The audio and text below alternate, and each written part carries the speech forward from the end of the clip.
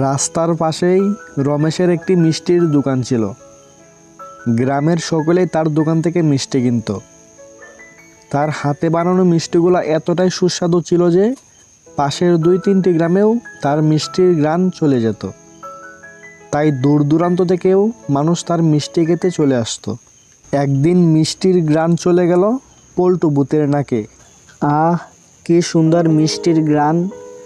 এত সুন্দর গ্রান তো আমি কোনো দিনই পাই নাই। এই মিষ্টিগুলো আমার যেভাবেই হোক খেতেই হবে। এই বলে পল্টু ভূত ঘ্রাণ শুকতে শুকতে রমেশের দোকানে চলে আসলো। আহ, কি সুন্দর মিষ্টিগুলা! খেতে বেশ মজাই হবে।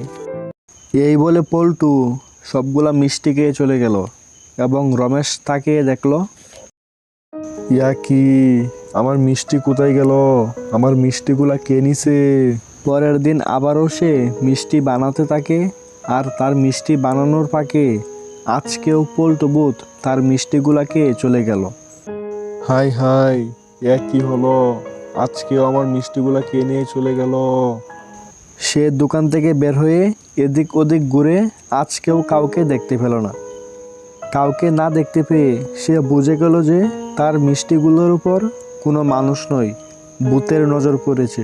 এবং কিছুক্ষণ পরে সকলেই মিষ্টি কিনতে এসে মিষ্টি না পাওয়ায় খালি হাতেই চলে গেল এবং তা দেখে রমেশের মন খুবই খারাপ হয়ে গেল। না, কিছু একটা করতে হবে। এই বলে রমেশ সাধু বাবার কাছে চলে আসলো এবং সব কিছু সাধু বাবাকে খুলে বলল। নে, এই পানি পড়াটা নে।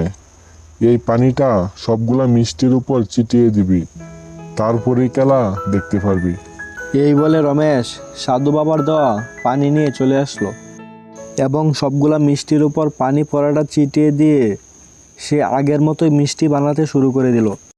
কিছুক্ষণ পর আবার পল্টু ভূত আসলো। আহ, আজকেও কতগুলা মিষ্টি বানিয়ে রাখছে। খেতে বেশ মজাই হবে। যাই, চালু করে যাই, মিষ্টিগুলা খেয়ে চলে আসি। এই বলে সে মিষ্টিগুলার কাছে আসলো এবং কাছে এসে যখনই সে মিষ্টিগুলোর উপর হাত দিল তখনই তার হাতে আগুন লেগে গেল। বাঁচাও বাঁচাও, আমাকে কেউ বাঁচাও! আমি পুড়ে গেলাম গো, পুড়ে গেলাম! তোকে কেউ বাঁচাবে না, প্রত্যেকদিন মিষ্টি খাওয়া, তাই না? আগুনে পুড়ে পল্টু ভূত সারা জীবনের জন্য শিক্ষা পেয়ে গেল এবং রমেশ আগের মতোই তার দোকানে মিষ্টি বানাইতে শুরু করে দিল।